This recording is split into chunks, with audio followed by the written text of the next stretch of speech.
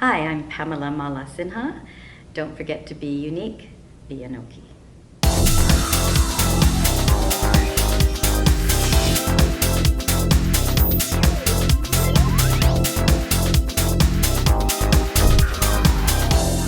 Pamela Mala Sinha is a talent powerhouse. As a playwright and actress, she's reached the top of her game, having received multiple Dora awards for her play Crash and critical acclaim in abundance. She returned to the stage earlier this year with a brand new theatrical play called Happy Place, inspired by her own personal experiences with depression and inpatient care facilities. We recently caught up with Pamela on this episode of APTV, and we find out everything we need to know about her new production.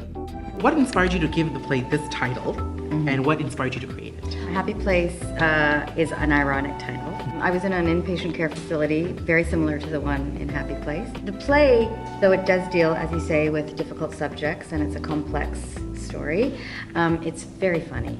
You can't put 7 women in a room and not laugh and talk about sex. Yeah. So I was inspired to write Happy Place because I think there are more faces on depression than just mine. I think we live in a society where we measure people's right to suffer. If this happened to you, oh, I shouldn't say anything about what happened to me because nothing really happened to me compared to what happened to you. I mean, that's the kind of idiocy that we live in. And so people are very isolated in their grief. I wanted to write a play about a woman who doesn't feel worthy of being in a place like that.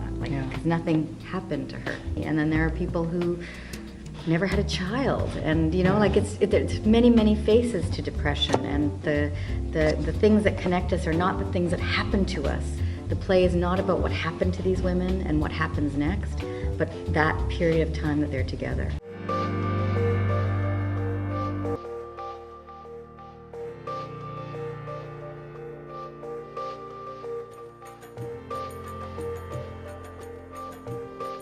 What's the challenge there, putting 7 women on stage and then still having them be so different from one another, yet they all relate back to their need at some point wanting to end their life? No, there is no drama that is more interesting than what's true. Give each woman the integrity of their truth in their stories was the challenge. But it's not a challenge because it's why I write. Depression and even mental health, these issues are not spoken about in our community. They're taboo subjects. We all go through it in some way, shape, or form, whether it's mild or severe. Yeah. Do you think Happy Place provides a window, is that attempt to open that discussion to depression and mental health, and maybe allows people to relate to your characters and say, you know what, I think I'm depressed. There's one character, and I won't say who, but one of the characters I believe is representative of probably 90% of the people who are sitting in that audience. And she's really the reason I wanted to write the play. It's not so much the people who live with the size of mythic trauma, but it's the people who sit in front of the TV and don't know why. And the people who love them, who don't understand what to do, because they're walking around saying nothing happened to me. What do you hope people take away from Happy Place? How do you hope they're shaped? How do you hope they leave with a new, renewed sense of self after they watch this? I hope what I hope for any play, and that is that even when I'm an audience member, is that you leave a little bit different than you were when you walked in. There's a response, and it's a human response, and it taps into something that is unnameable.